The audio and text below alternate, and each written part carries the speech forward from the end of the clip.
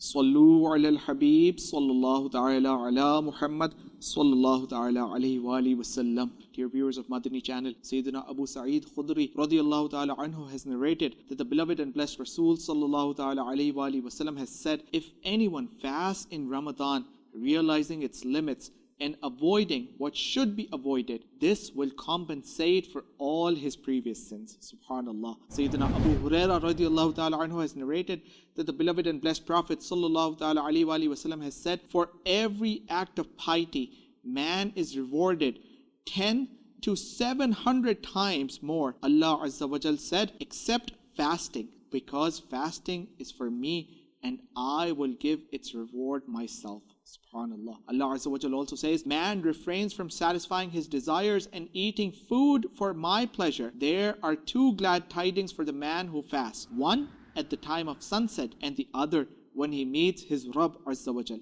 Allah Azza wa Jal likes the smell emanating from a fasting person's mouth more than the fragrance of a musk. There is another saying, fasting is a shield.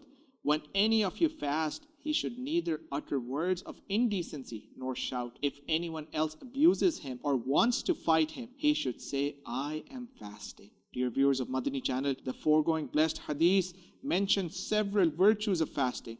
There is a great reward for the one who fasts abiding by Sharia and Sunnah, which includes avoidance not only from eating, drinking, and intercourse, but also from the sins. By the grace of Allah Azza wa Jal, such a fast will compensate for all the previous sins, especially the hadith that we just heard that mentions the words that fast is for me and I will give its reward myself is noteworthy. Dear Islamic brothers, several verses of the glorious Quran mention that the reward for virtuous deed is heaven. Allah Azza wa Jal says in Surah Bayyinah, part 30, verses 7 and 8, translation from Kanzul Iman, undoubtedly, those who believed and did good deeds are the best of creatures. Their recompense is with their Rabb Azza wa Jal, gardens of habitation beneath which flow streams. They would abide therein forever.